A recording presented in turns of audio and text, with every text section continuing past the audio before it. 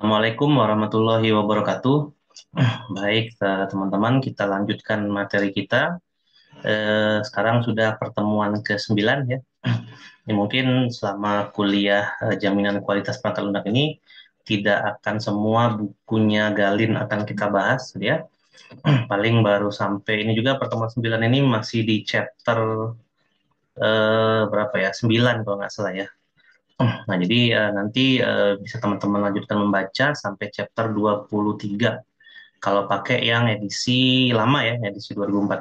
Namun ada buku terbaru dari Galin juga untuk software testing, software quality itu di tahun 2018. Isinya kurang lebih secara basic teori sama gitu ya, tapi secara practice dan implementation agak sedikit berbeda karena ya dari 2004 sampai 2018 itu ada beberapa keilmuan di bidang software quality ini yang cukup berkembang. Nah, pada pertemuan kali ini kita akan membahas mengenai software testing implementation yang sebelumnya di pertemuan 8 kita membahas tentang software testing ini ya, apa strategis ya. Nah, di sini kita membahas tentang implementasi dari software testing itu sendiri menurut buku Galin ya. Nah, namun di materi ini kita tidak membahas detail tentang teknis pelaksanaannya. Untuk teknis pelaksanaannya, teman-teman sudah mendapatkan itu di mata kuliah pengujian dan implementasi perangkat lunak ya. Kalau tidak salah itu di semester kemarin. Nah, di dalam bukunya Galin menyebutkan bahwa ada 4 tahapan ya software testing itu dilaksanakan. Nah, ini kembali lagi kita lihat dari definisi bahwa software testing itu dilakukan dengan cara formal ya.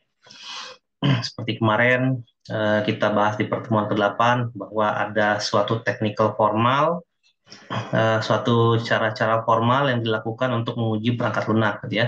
Dan perangkat lunak yang diuji itu harus dieksekusi oleh komputer, eh, memiliki dan diuji oleh orang-orang yang kompeten di bidangnya dan independen dan lain sebagainya.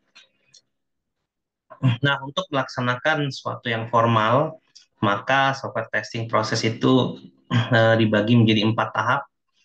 Yang pertama adalah determining the test methodology. Jadi yang pertama kita bikin apa sih terminologinya, metodologinya dulu gitu ya, bagaimana cara kita nanti akan melakukan software testing. Kemudian yang kedua kita lakukan planning, ya kita rencanakan tes tersebut. Kemudian kita desain tesnya dan kita lakukan testingnya. Nah, seperti yang kita ketahui bahwa sebenarnya kalau software testing mengadopsi prinsip formal gitu ya, maka saat determining test methodology dan planning ini bukan dilakukan di tahapan testing. Kalau dilihat dari sudut pandang software development life cycle gitu ya. Jadi ini semua dilakukan eh, saat requirement sudah diciptakan. Jadi ketika requirement sudah disetujui secara formal, sudah diketahui oleh semua pihak, oleh semua stakeholder dan ditandatangani, akan masuk ke fase selanjutnya ya, mengikuti SDLC yang disepakati.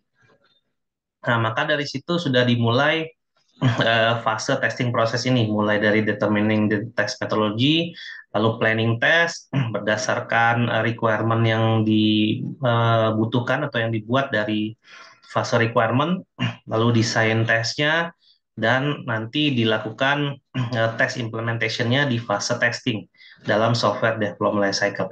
Jadi keempat proses ini bukan dilakukan saat fase testingnya di SDLC ya, tapi yang dilakukan di tahap testing saat SDLC-nya hanyalah yang terakhir, yaitu di proses performing the test atau implementation the test gitu ya.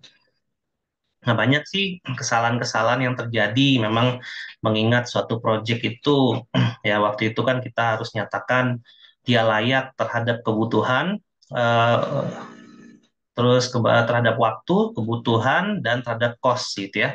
Nah, ya, jadi biasanya eh, proses testing ini tidak terlalu banyak dieksekusi karena mengingat ya sebenarnya software testing ini adalah bagian yang paling penting ya sebenarnya, tapi sering diabaikan karena memang kesalahan mayoritas itu terjadi di fase-fase sebelumnya.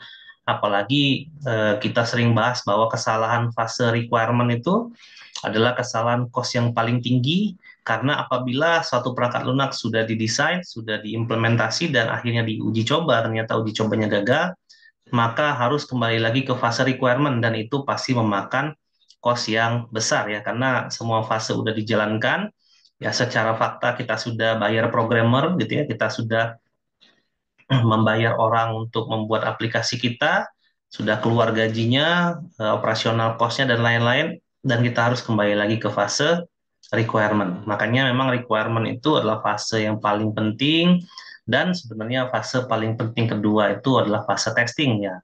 Di mana memang dua fase paling penting ini sering dilupakan oleh para developer ya, tidak hanya mahasiswa tapi para developer pun sering melupakan dua fase yang sangat penting ini, sehingga mereka itu seringkali itu hanya fokus ke fase coding saja. Jadi kalau kita mau bikin software, mereka sering menganggap itu hanyalah proses coding biasa, atau hanya proses coding saja yang mereka fokuskan tanpa mempertimbangkan proses-proses yang lain. Dan kalau secara pribadi sendiri itu saya lihat pengalaman saya selama menjadi beberapa kali project ya di Indonesia, yaitu di Indonesia. Kalau di luar negeri saya kurang paham, tapi kalau menurut testimonial dari teman-teman saya yang pernah project di luar negeri, orang luar negeri memang lebih oke gitu ya dari sisi profesionalisme daripada orang Indonesia sendiri. Nah, itulah kenapa orang Indonesia ini harus mengevaluasi gitu ya. Jadi kita di sini punya definisi secara teoritis, punya konsep logik yang bagus dari sisi teorinya, dan kita bisa implementasikan itu dengan tepat harusnya di dunia nyata. Ya, karena itulah tugas seorang profesional gitu ya. Oke, jadi ini adalah 4 tahapan proses testing menurut Galin. Nah, yang pertama, determining the test methodology phase atau fase untuk menyetujui lah ya seperti apa metodologi yang kita pakai dalam suatu proses testing. Nah, di dalam buku tersebut diutarakan ada dua isu utama di fase ini. Yang pertama, kita menerapkan standar quality-nya. Jadi di sini standar quality apa yang harus kita capai, karena setiap perangkat lunak itu berbeda-beda gitu ya standar quality-nya. Ada perangkat lunak yang memang standar quality dari sisi security-nya itu benar-benar harus diperhatikan. Ya, misalnya zaman sekarang nih di 2023 kita membuat suatu mobil listrik gitu ya, di dalamnya adalah ada perangkat lunaknya, di mana perangkat lunak itu bisa memberikan informasi mengenai sisa baterai misalnya dan lain sebagainya. Nah, bisa teman-teman bayangkan apabila software yang dibuat di mobil listrik tersebut mengalami kendala, gitu ya. Misalnya dia gagal beroperasi, hang dan lain sebagainya, ya. Atau sesuatu yang didisplay di dashboard mobilnya itu berbeda dengan apa yang ada pada kenyataan. Nah, itu kan berbahaya, ya. Secara fakta baterainya ternyata hanya sisa 10 menit, hanya bisa berjalan sekitar 100 kilo gitu ya. Namun display di depan menunjukkan bahwa baterainya itu masih sisa 50% gitu ya. Nah, harusnya tadi faktanya 10% gitu ya. Nah, itu kan berbahaya gitu ya. Atau ada software di dalam mobil listrik sendiri yang mengatur beberapa transmisi atau rem atau apapun itulah ya yang berkaitan dengan berkendara, dan software itu gagal dieksekusi dengan baik. Nah, bisa teman-teman bayangkan mobil tersebut akan bisa menyebabkan suatu kesalahan fungsi dan menyebabkan kecelakaan. Nah, jadi itu memang level-level dari suatu perangkat lunak. Jadi teman-teman jangan hanya berpikir bahwa kegagalan perangkat lunak itu tidak berefek apa-apa. Justru kalau kegagalan perangkat lunak itu efeknya bisa kemana-mana, bahkan bisa menyebabkan kematian, gitu ya. Itu yang harus teman-teman ingat. Ya. Ini harus ditekankan kembali karena tidak hanya sekelas mahasiswa, bahkan sekelas developer-developer yang memiliki nama pun di Indonesia ini tidak memikirkan sejauh itu mengenai software defect atau celah-celah pada kesalahan-kesalahan yang diakibatkan dari pembangun perangkat lunak gitu ya. Jadi itu memang harus teman-teman perhatikan dengan baik. Nah, di sini dia mengambil contoh misalnya. ada software yang diinstal di rumah sakit ya untuk monitoring apa kasur rumah sakit. Nah, itu memang harus memiliki standar apa kualitas yang tinggi gitu ya dari sisi minimalisir untuk mengatasi kegagalan perangkat lunak itu beroperasi. Ya, bisa teman-teman bayangkan gitu ya, ada pasien di dalam suatu apa tempat tidurnya rumah sakit nih, rawat inap. Kemudian ada di situ beberapa hardware, di dalam hardware itu ada software-software yang mengatur misalnya tekanan darah gitu ya, pola nafas dan lain-lain, dan itu gagal berfungsi gitu ya. Sehingga bisa menjadi kecelakaan yang fatal, para perawat, dokter dan lain-lain akhirnya terlambat menangani pasien dan pasien itu bisa meninggal dunia. Jadi itu adalah sesuatu yang fatal ya dari kesalahan perangkat lunak. Lalu beberapa perkuliahan yang lalu yang kita pernah bahas di rekayasa perangkat lunak gitu ya, kesalahan satu baris program aja itu bisa mengakibatkan suatu satelit itu yang harganya jutaan dolar itu jadi gagal beroperasi sehingga dia menghilang dari orbitnya dan tidak ditemukan kembali. Memang tidak ada nyawa di situ, tapi kan kerugiannya jutaan dolar gitu ya, itu banyak. Padahal itu hanya kesalahan satu atau beberapa baris kode saja. Nah, maka software quality ini memang harus diperhatikan ya. Ditambah memang teman-teman memang harus menyadari ini gitu ya, menyadari ini dan harus mampu mengatasi hal ini. Jadi kalau dilihat dari seminar kerja praktek kemarin ya memang ya fail ya dari sisi kalau kita masukkan software teman-teman KP kemarin ya dan dinilai oleh orang profesional yang beneran profesional, maka saya bisa menjamin tidak satupun yang akan lolos begitu saja gitu ya untuk ke fase berikutnya. Walaupun memang ada salah satu dari kalian itu yang membuat perangkat lunak yang cukup bagus gitu ya. Namun itu kan memang belum diujikan secara profesional. Walaupun waktu itu saya sempat melihat sedikit celah gitu ya dari aplikasi itu, namun memang eh, secara level salah satu mahasiswa kita itu sudah membuat aplikasi yang lebih bagus daripada teman-teman yang lain. Ya, jadi yang bagus itu pun kalau dicari-cari kesalahannya, apalagi kita menggunakan standar-standar yang ada pada software quality itu bisa saja software itu ya tidak bisa langsung dipakai tapi harus diperbaiki dulu. Ya, jadi kemarin pun waktu saya menguji secara pribadi ada beberapa software yang saya nilai dengan standar quality tertentu, ada juga yang ya sudah asal dinilai saja gitu ya. Namun itu juga memang ada kesalahan gitu ya. Harusnya kita menilai itu secara objektif menggunakan suatu standar quality tertentu gitu ya. Itu yang pertama tuh isu utamanya.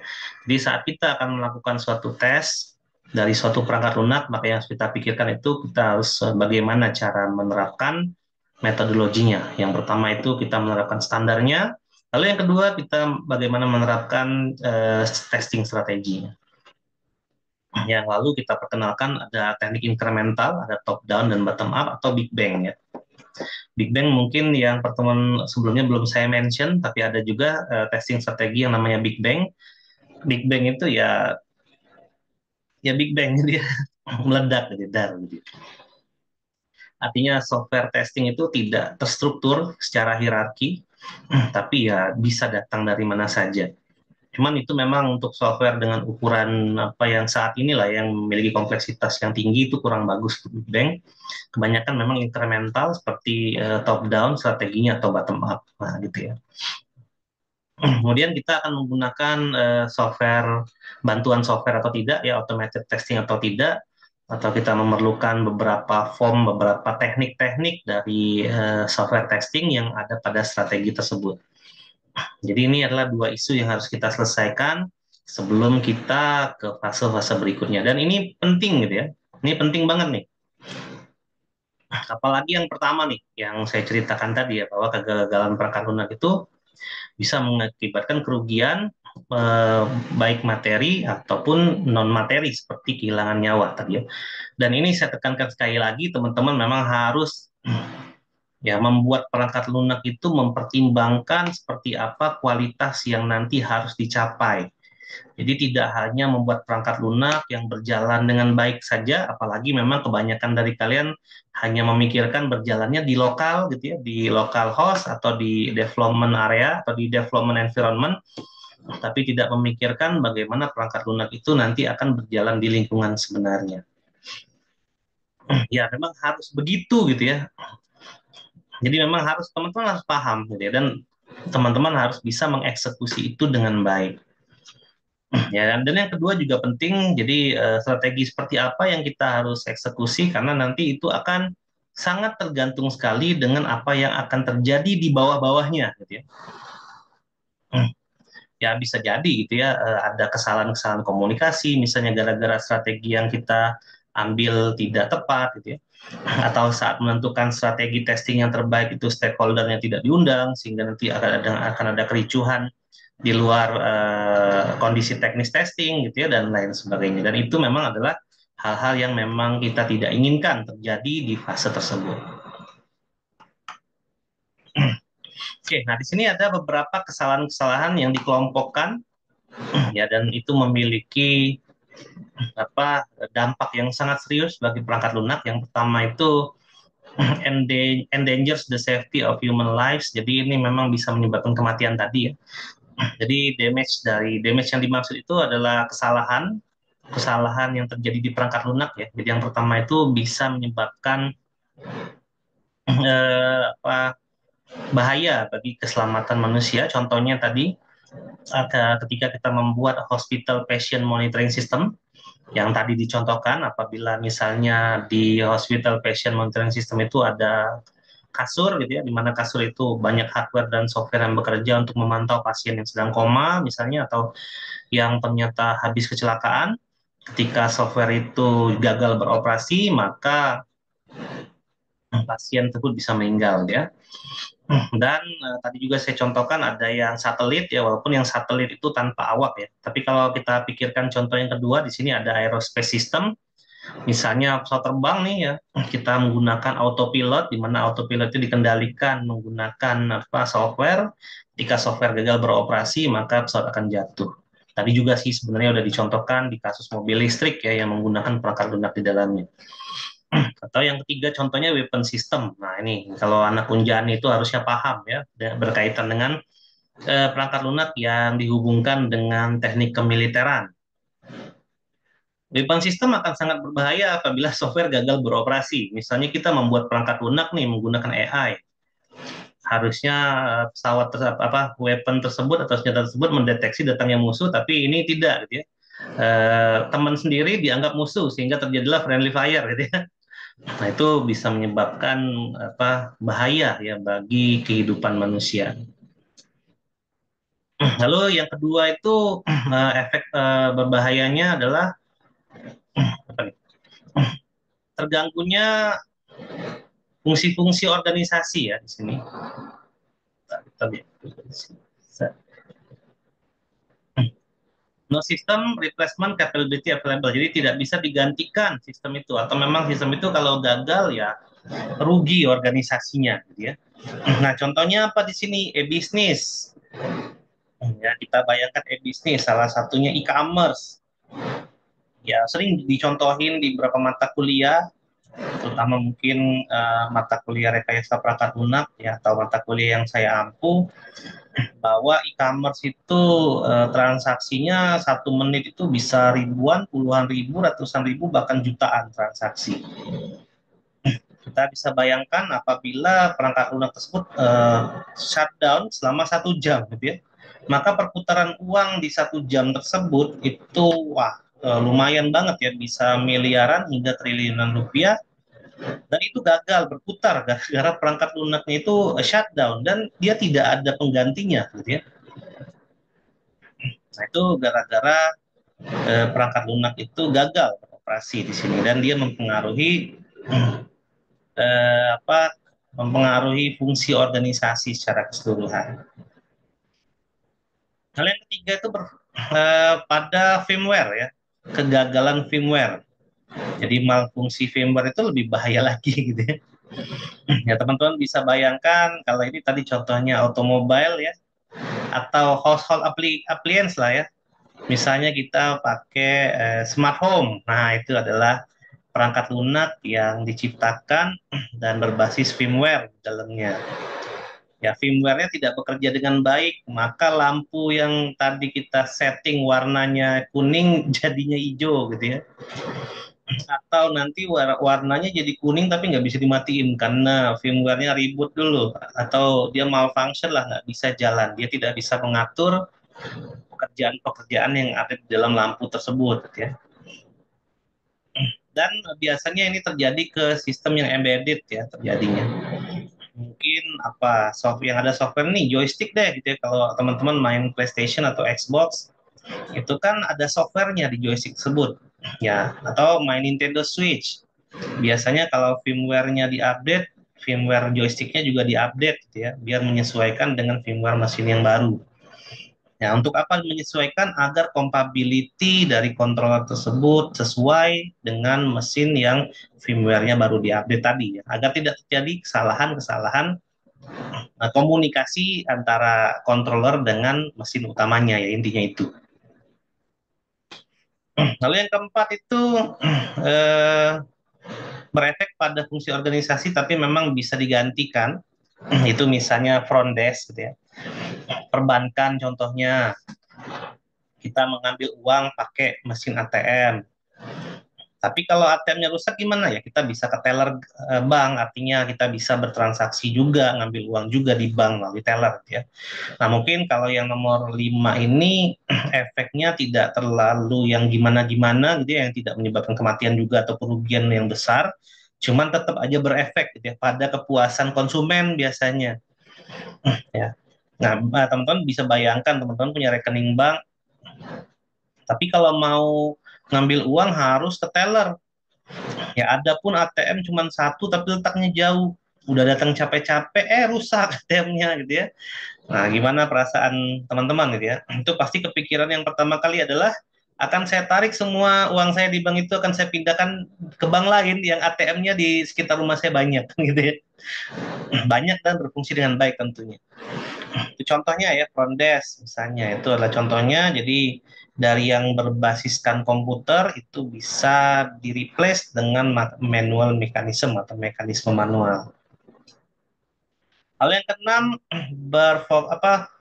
proper function of software package for a private customer. Jadi software-software yang kalau dia mengalami kegagalan hanya berefek pada customer khusus saja. Misalnya apa? Game. Ya, game itu misal kita beli nih game, harga game sekarang itu kan sudah lebih dari $100 aja ya, atau kurang lebih lah $100, sejutaan. Udah capek-capek nabung sejutaan, pas beli gamenya ngebug gitu ya. Atau ya tidak di-develop dengan baik lah. Contohnya ya waktu itu yang paling booming banget itu yang Cyberpunk 2077 ya. Padahal diciptakan oleh developer yang terkenal yang membuat game The Witcher. Namun ya walaupun developernya udah terkenal, ya udah bagus dan lain-lain, yang namanya bikin software ya tidak semudah itu tetap gitu ya. Ada tantangan sendiri dan ternyata memang bugnya ada di mana-mana. Walaupun dalam waktu 2 tahun ke depan, yaitu hari ini, 3 tahun atau 2 tahun ke depan, yaitu hari ini, itu game sudah mendekati sempurna. Walaupun bugnya yang aneh-aneh, yang konyol-konyol juga tetap ada. Namun bug tersebut masih sama dengan yang sebelumnya, tidak menyebabkan apa-apa ya, tidak sampai kerugian jutaan dolar atau tidak sampai menghilangkan nyawa, tapi ya masih bisa diterima kadang-kadang, tapi ya bikin kesel juga gitu. Terus yang ke-8 pada firmware application juga, tapi tidak berefek pada semua sistem. Kalau yang tadi itu malfunction pada entire system, berarti dia berefek pada semua sistem ya. Kalau ini berefeknya tidak semua sistem, hanya pada salah satu saja. Misalnya di sini AC gitu ya. Kalau smart home-nya kita tidak integrasikan, kita cuman pasang salah satu colokan smart aja yang bisa mengatur misalnya kapan AC itu hidup dan mati, artinya diaturnya di aliran listriknya gitu ya. Itu bisa terjadi gitu ya. Atau dalam suatu perangkat mobil listrik atau mobil otomatis tadi yang gagal bekerja itu hanya pengaturan AC misalnya itu yang nggak menyebabkan kematian juga tapi ya kesel ada yang ada kesel juga gitu ya. Dan yang kedelapan itu eh, apa berefek pada kebutuhan user ya tapi tidak berefek pada kemampuan sistem. Nah, ini artinya sistemnya bekerja dengan baik, tapi usernya kok nggak puas gitu ya. Ya, contohnya adalah misleading display atau misleading information lah dari aplikasinya. Ini sering nih kalau misalnya kita belanja online. Sebagai contoh deh, saya belanja game di Microsoft Store. Saat saya melakukan pembayaran, itu ada display bahwa pembayaran gagal. Nah, bukan pembayaran gagal sih, dia tidak spesifik bilang pembayaran gagal, tapi something missing out gitu ya, atau something apalah gitu ya. Ya, dia ngasih tahu bahwa saat saya melakukan pembayaran itu ada sesuatu yang gagal, saya nggak tahu gagalnya apa. Tapi pembeliannya berhasil gitu. Nah, itu ya contohnya gitu ya. Secara sistem itu pas kita beli bayar benar gitu ya, transaksi masuk terbayar saldo terpotong, game berhasil dibeli benar, jadi dia tidak terefek pada sistem kemampuan sistemnya tapi berefek pada usernya. Nah, adapun yang transaksi berhasil tapi game gagal terbeli itu juga ada gitu. Nah, itu juga bikin sebel juga gitu ya. Kesalahan-kesalahan yang konyol kayak gitu secara sistemnya itu memang dia memenuhi capability-nya, tapi secara experience user itu tidak menyenangkan itu ya, untuk dipakai lah kurang lebih seperti itu. Nah, mungkin yang nomor 8 ini efek yang paling ringan lah. Enggak juga sih, kalau udah berkaitan dengan bayar-bayar itu berat juga ya. Ya artinya klasifikasi 8 software atau kesalahan software ini yang menyebabkan suatu damage ya, atau menyebabkan suatu apa ya damage itu. Damage lah ya. Saya lupa bahasa Indonesianya kan. Itu ada efek yang sampai dengan menghilangkan nyawa seseorang, sampai menghilangkan kos jutaan dolar, atau bahkan memang efeknya tidak ya hanya geli-geli aja gitu ya. Tapi ya memang apapun dari 8 ini kita harus aware terhadap yang namanya software defect ya sehingga menyebabkan software failure. Nah, kalau ini adalah damage yang disebabkan oleh developer. Ini adalah kesalahan-kesalahan bagi developer sih, dia damage for the software developer gitu ya. Ada dua damage-nya biasanya. Yang pertama financial losses, kesalahan dari developer itu sendiri. Dan yang kedua non quantitative damage. Yang financial losses misalnya memang wah ini kesalahan mereka sendiri sih kebanyakan gitu ya. Membeli teknologi misalnya tapi teknologinya nggak pernah diupdate gitu ya. Terus developernya mengalami sakit yang berkelanjutan misalnya gitu ya. Terus udah bikin aplikasi mahal-mahal tapi servernya tutup. Gitulah pokoknya gitu ya. Financial losses. Terus harga project lebih rendah dari fixed cost, nah itu parah gitu ya, itu biasanya. Lalu yang kedua tuh non quantitative damage, ini kesalahan atau damage ya dalam software developer yang nggak bisa dihitung ya non kuantitatif ini. Misalnya penjualan ke depan itu misalnya diprediksi bagus padahal jelek, nah itu kan nggak bisa dihitung ya. Prediksi itu kan bukan fakta. Kemudian hal-hal misalnya kayak developernya gamenya belum rilis tapi dia sudah gembar-gembor kemana-mana gitu ya.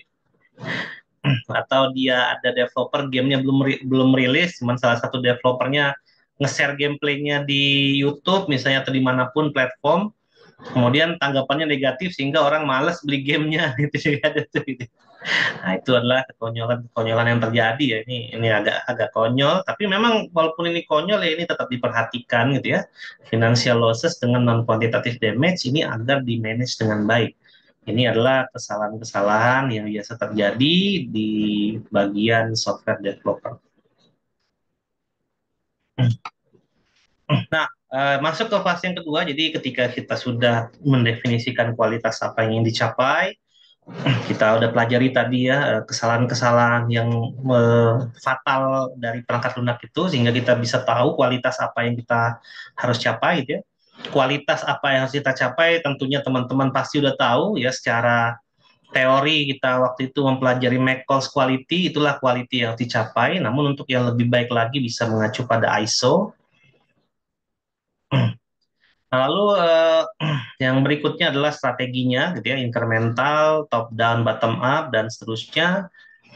Ya, dan kita harus strategikan itu dengan baik agar proses pengujian itu berjalan dengan baik. Lalu fase yang kedua adalah planning, the test. Jadi kita merencanakan ke planning testingnya, kita merencanakan testingnya. Nah di fase ini kita harus bisa menjawab berapa nih? 2, 4, 5 W gitu ya. Yang pertama kita jawab adalah what to test, gitu ya. Yang kedua kita membahas which source to use for test case. Lalu yang ketiga kita harus bisa menjawab who is to perform the test. Lalu yang keempat where to perform the test. Dan yang kelima when to terminate the test.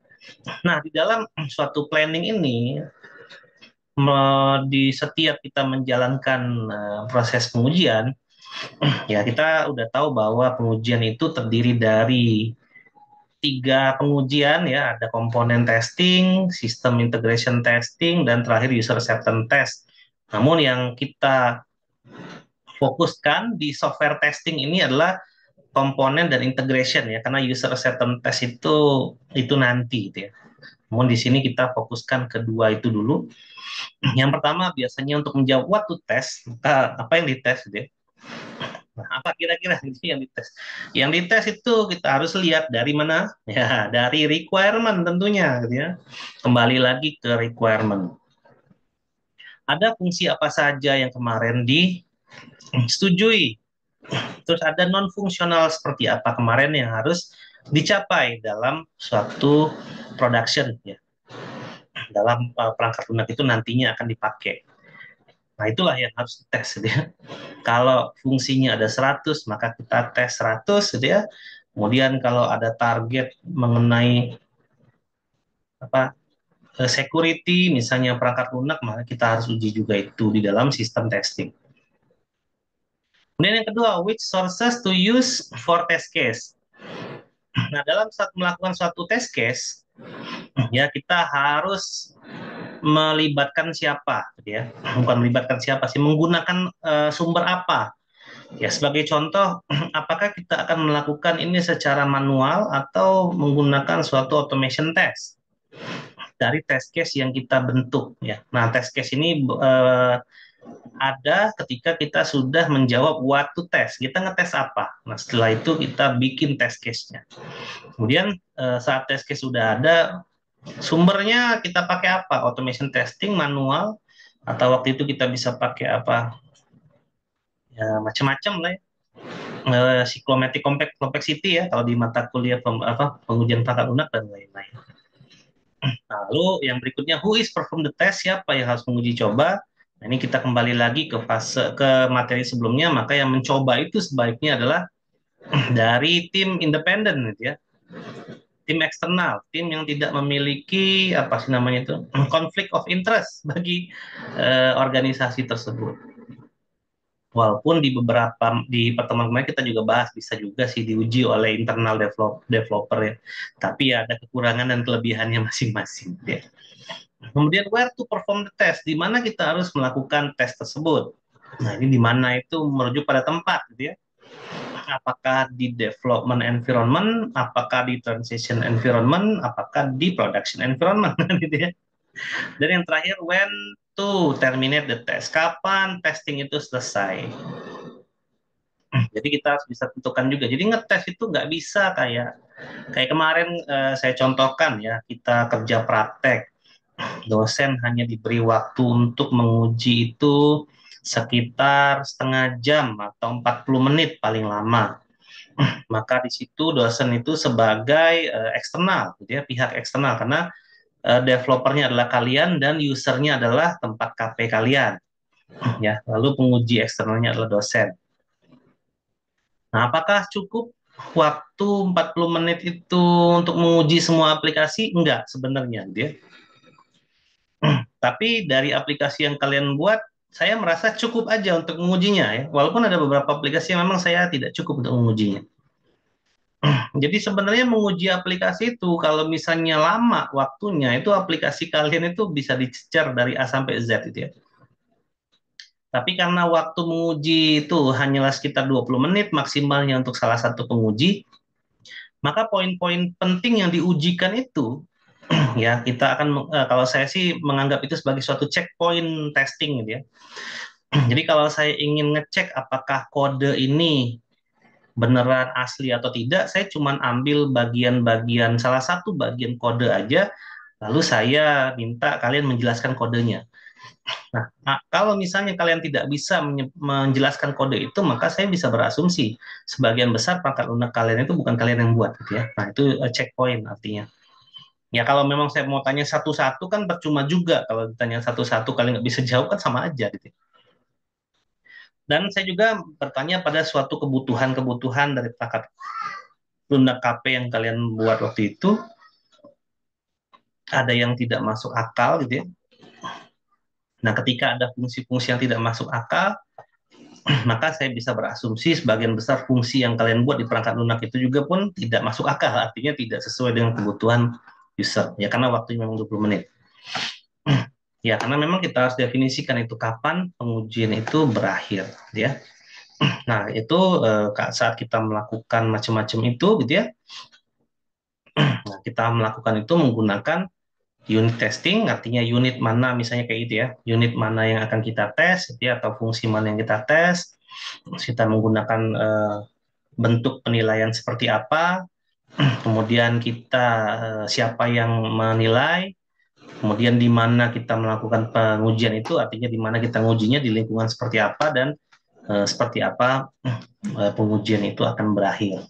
Ya, karena pengujian harus berakhir ya, nggak mungkin nguji terus gitu ya, harus berakhir. Nah, secara umum tadi udah saya jelaskan, mungkin lebih detailnya memang di mata kuliah pengujian perangkat lunak gitu ya. Perangkat lunak secara umum terbagi menjadi tiga, ada komponen testing yaitu menguji unit dan modul testing. Kemudian ada integration system testing, itu ada subsystem testing dan system testing, dan yang terakhir adalah user testing atau user acceptance test. Nah, di sini kita lebih membahas ke unit testing dan integration testing, subsystem dan sistem test.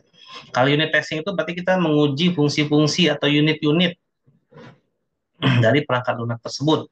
Apakah unit tersebut sesuai dengan kebutuhan dan ekspektasi atau tidak. Kalau modul berarti tingkatan yang lebih tinggi dari unit, berarti ke modul ya. Kalau unit ini kita bisa definisikan fungsi-fungsi, misalnya fungsi apa ya, fungsi tambah kelas ya, atau tambah mahasiswa ya, itu unit testing. Nah, kalau modul itu berarti kelas dengan mahasiswa itu dipakai di mana? Misalnya di pembelajaran, maka ada modul pembelajaran.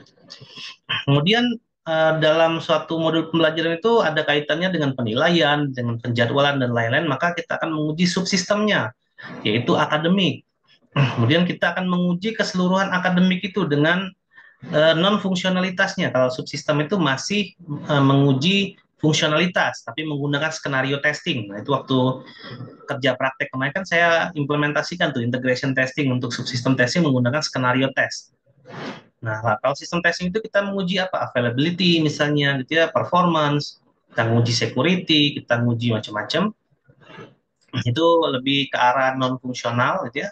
Dan acceptance test itu berarti kita, diuji perangkat lunak kita oleh user. Nah, ada beberapa isu di sini karena memang saat kita merencanakan pengujian, gitu ya. Jadi kalau pengujian itu direncanakan, setiap rencana dalam software engineering maksudnya, itu pasti ada resiko, gitu ya. Nah, resiko ini terbagi menjadi dua, gitu ya, tergantung dengan levelnya. Ada modul atau application issue dan ada programmer issue. Jadi saat kita mau menerapkan suatu proses planning, misalnya perangkat lunaknya terlalu kompleks, terlalu susah, nah itu pasti kita harus pikirkan resikonya apa. membutuhkan waktu yang lama mungkin untuk mengujinya. Cuman kita sesuaikan kembali apakah memang menguji waktu yang sesuai rencana itu dalam awal-awal di perencanaan itu kan ada ya waktu testing itu berapa lama itu bisa mencukupi atau tidak dan lain-lain. Terus ada perangkat lunak yang dibuatnya dari awal atau tidak gitu ya. Kalau memang tidak dari awal, misalnya dia menggunakan perangkat lunak legacy, dia dia punya perangkat lunak sendiri, misalnya dia kembangkan lagi untuk organisasi, lalu ada yang dimodifikasi atau di custom. Nah, itu kita harus lihat seberapa banyak yang aslinya, yang legasinya atau yang di reuse tadi yang digunakan kembali dan berapa persen yang di custom atau yang original untuk si organisasi tersebut.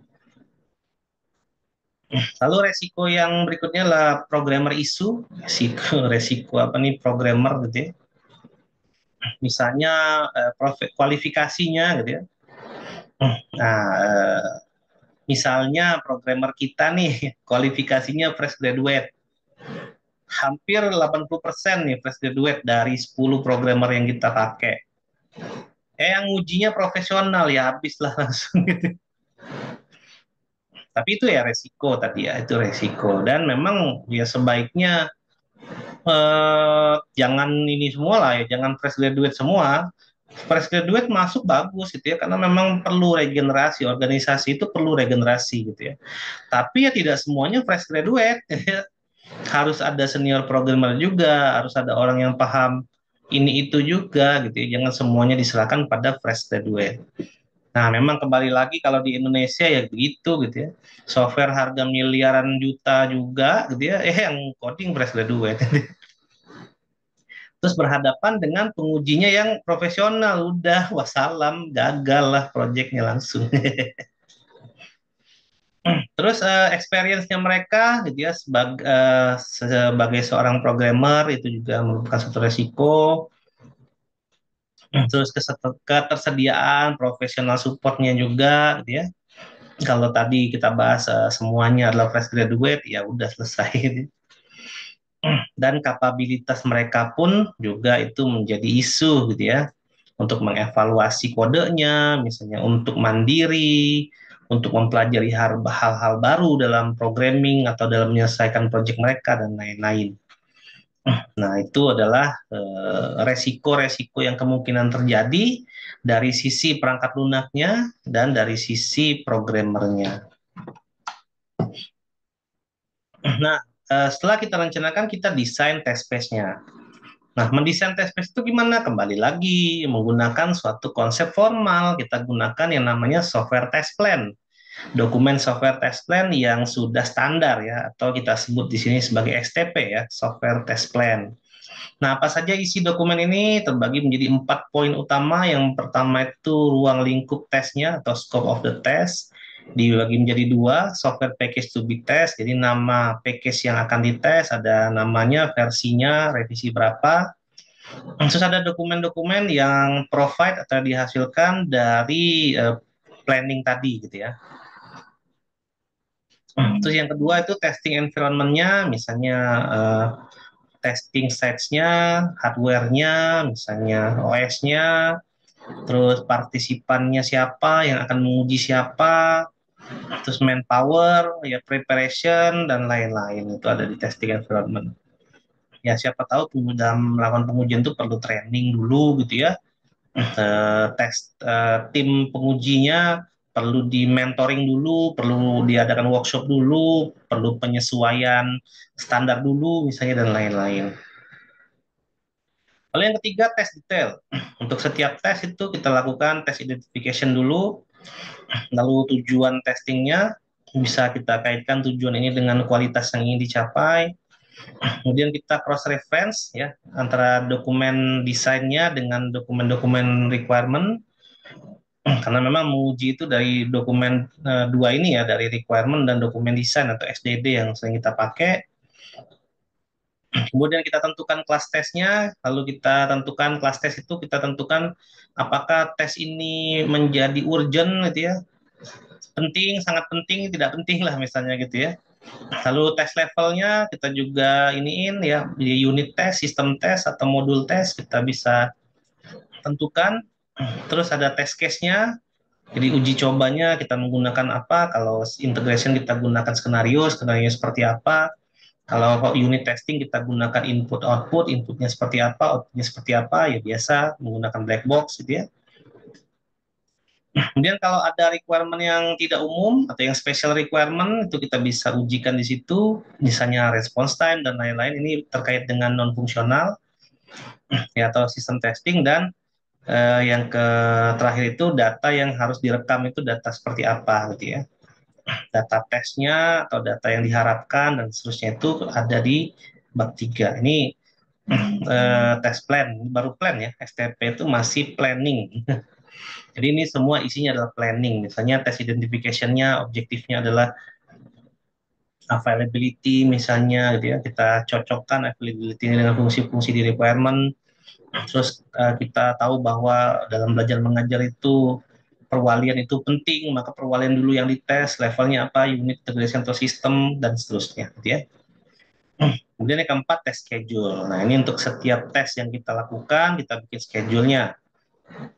Ada tahap preparation-nya berapa lama, eksekusi testingnya berapa lama, kemudian ada error correction-nya kalau memang diberi kesempatan untuk error correction, dan regression test-nya berapa lama untuk menyesuaikan kembali atau perbaikan-perbaikan yang tadi dites dan apa ketika dites itu kan diperbaiki dulu lalu kita ujikan regresinya ya dengan harapan makin kesini makin stabil ya perangkat lunaknya makin bagus ya errornya makin sedikit. Nah, desain pengujian itu kita utarakan dalam dokumentasi STP tadi ya, software test plan. Jadi saat tadi kita selesai mendefinisikan test plan, kita tuangkan ke STP, lalu kita desain tesnya di STP tersebut. Nah, terus bagaimana prosedur pengujiannya, bagaimana file-file yang dipakainya, dan lain-lain itu kita tuangkan di dokumen yang lain yang kita sebut sebagai Software Test Description atau STD. Nah, STD isinya apa aja? STD itu ada 6 isinya. Ya. Yang pertama ada scope of the test, ya sama seperti tadi, dokumen versi berapa, tes revisi berapa, dan lain-lain. Karena memang saat membuat planning dan menyesuaikan itu dengan deskripsinya itu nggak langsung versi 1 gitu ya. Kadang-kadang udah versi 1 pun ternyata masih ada kesalahan jadi versi 1.1 gitu ya. Kemudian ada tes environment-nya di situ, dia ada tes identification-nya sesuai dengan STP tadi dan lain-lain. Lalu ada testing prosesnya seperti apa, lalu ada macam-macam lah di situ. Dan di sini ada catatan-catatan mengenai kesalahan-kesalahannya dan ada summary-nya, ada test result summary-nya. Jadi ini adalah eh, eksekusinya nanti ya saat kita melakukan eksekusi dari testing itu sendiri menggunakan dokumen test description atau kita sebut sebagai STD.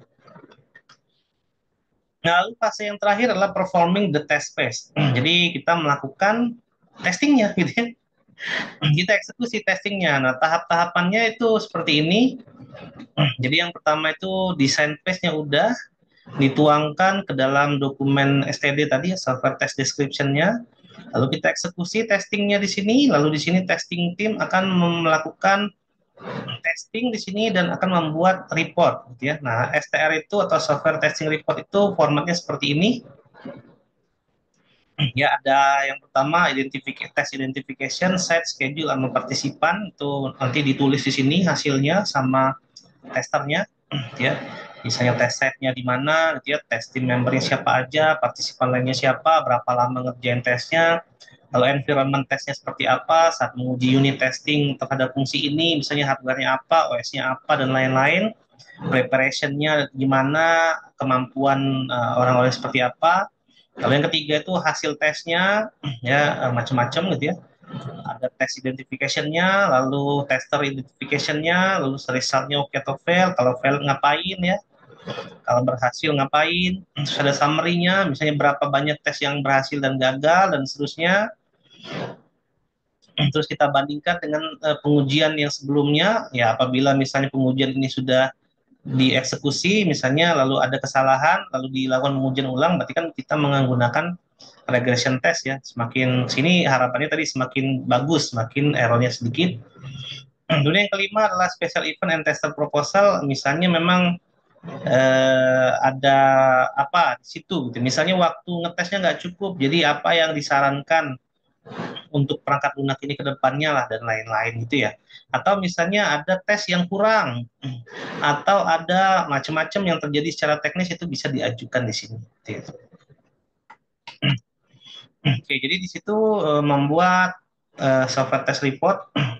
Begitu itu udah selesai, dituangkan ke test summary report yang ada pada sini juga nih test summary gitu ya di bagian bawah ini. Alah. Nah, baru di situ apakah software tersebut acceptable gitu ya, sesuai dengan definition of done yang tadi kita bahas. Kapan software itu harus berhenti itu juga kaitannya dengan definition of done gitu ya. Nah, apa kondisi bahwa software itu diterima. Kalau belum, maka kita lakukan correction dan deteksi error lagi gitu ya oleh software development team nanti. Jadi developernya akan memperbaiki semuanya, kemudian dilakukan testing ulang, kemudian akan diupdate dokumennya ke versi berikutnya, lalu dibuat regression testingnya, semakin ke sini harusnya semakin bagus gitu ya. Hasilnya dituangkan kembali ke STR, ke software test report, kemudian dibikin summary lagi, ke sini lagi gitu ya. Apakah perangkat lunaknya udah bisa diterima? Kalau belum gitu terus gitu ya, di fase ini diimplementasi ya, di fase coding ini coding. Nah sampai ternyata ini jawabannya yes gitu ya, dan yang menjawab yes atau no ini adalah testing team gitu ya, tester. Kalau sudah oke maka end of testing, selesai testing. Jadi menguji perangkat lunak itu memang tidak cukup di satu fase aja, tapi dia memang berulang-ulang dari satu STD. Karena memang menguji itu kan harus sesuai dengan rencana ya. Maka STD ini sebaiknya tidak boleh berubah, yang boleh berubah itu di STR-nya atau di summary-nya. Jadi ada regression testing di sini terjadi. Nah, ini mau uji manual, mau uji otomatis itu bebas aja. Karena ada juga yang kita bisa lihat regression testingnya menggunakan automation testing. Nah, jadi dengan gambar seperti ini, teman-teman harus sadari bahwa menguji perangkat lunak itu tidak cukup hanya satu kali, tiba-tiba ya disetujui gitu, tapi dia bisa dilakukan berulang kali. Ya, sesuai dengan definition of done atau sesuai dengan yang ini tadi. When to terminate the test. Kapan tes itu berakhir gitu ya. Begitu tercapai kesepakatan. Baik, seperti itu aja mungkin ya materi kita pada kali ini. Nanti akan kita lanjutkan masih menggunakan buku Galin yang sama. Ya, untuk semester depan mungkin atau di tahun depan maka akan diupdate ya menggunakan buku yang baru gitu ya. Itu saja dari saya. Terima kasih atas perhatiannya dan terima kasih sudah menyimak video ini sampai dengan akhir. Wassalamualaikum warahmatullahi wabarakatuh.